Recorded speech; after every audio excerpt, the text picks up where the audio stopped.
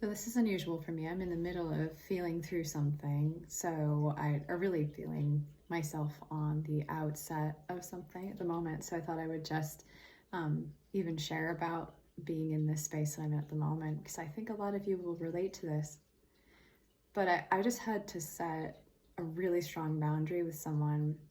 And I don't often have to do this, but there has been a bit of a theme of this year. And the way that I navigate boundary setting is interesting. Well, it's very supported by, this community and healing work that I'm a part of. It's not about like putting the hammer down or setting someone on fire, because even though parts of me sometimes admittedly want to do that in moments, maybe not set them on fire, but you know what I mean? Like your truth just wants to roar out. So it's like, for me, boundary setting has a level of porosity to it. Right? It's not about just putting up a wall. You're really saying to someone, these are my standards of connection. And if you can't feel them, if you can't feel me in them, if you don't want to honor them, if you don't want to meet me here, that's fine. But we're not going to be in unconditional relationship. So that is sometimes really difficult to do, especially when someone is tugging on you to stay in their life because they're in pain. I think what's so challenging is that we're not responsible for someone else's pain. Sometimes we are responsible for stirring it in certain ways, or the ways that we do trigger people. Sometimes there is a personal sense of responsibility and things to own, especially in relationships to other people. No one is above that. We all impact each other sometimes in upsetting ways.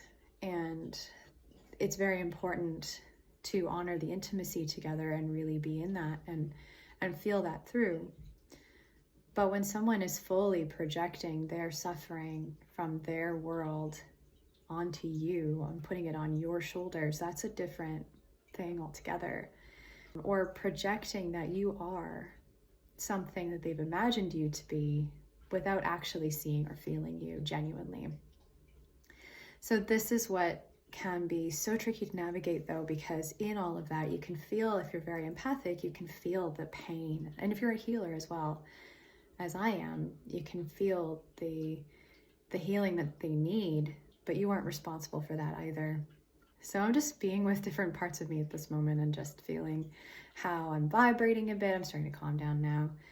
Actually, talking it out is helping, but it's more, the vibration comes from certain aspects of me that are a bit more bent toward caretaking and over-owning sometimes my side of things. And then there's also the fire inside, which for me comes from an aspect I call Lilith, who's very priestess and very much like, nope, this is not gonna fly, this is not gonna work. So it's just interesting to be navigating kind of all sides of this inside of me, as I often do when I'm processing something. I'm checking in with my different parts and aspects, and I'm seeing how everybody's feeling, where's the vibration coming from, where's the reaction, and what's the soul, what's the karma that's going on here that's playing out, or like what's the guidance around how to hold this or relate to it. Every situation we're in is very multi-layered and multi-dimensional, actually. There's not much there's just one way to feel it. There's just one thing that's going on here. There's always a lot to mine from every situation. And in this situation in particular, this was with a wounded masculine, we could say, who was just projecting a lot of his pain onto me, and has since we started talking many months ago. And so it's just not okay to let that peak and then have no care for me or my experience of what's going on. All that matters is his vibration and his reaction. And that's a relational pattern for him, though. I can feel that, and I have compassion for that and compassion for where he's at. But it's always really hard, isn't it, to have to say nope.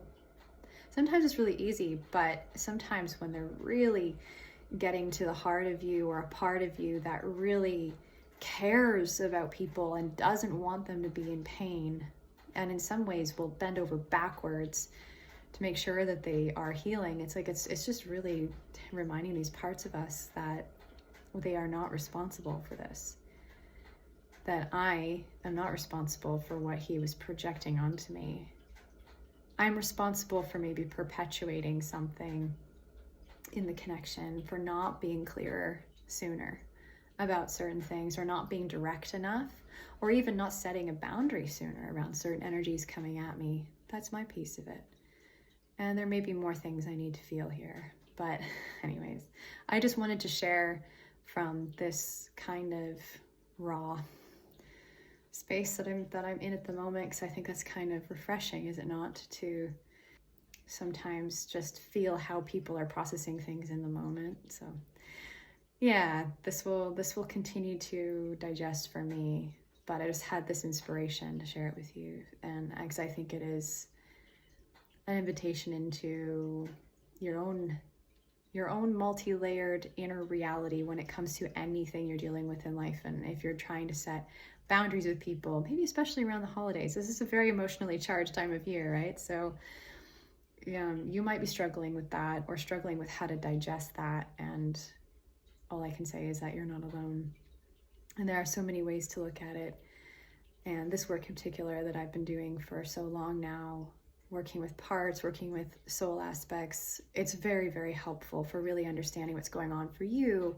And then it helps you understand with compassion what's going on for other people, even though you still need to set clear boundaries sometimes and say no. So, oh, cat incoming. Hello, Kaya. Speaking of animals, or beings that have natural boundaries, Kaya is definitely one of those. Black cat familiar. Okay, sending lots of love. Bye for now.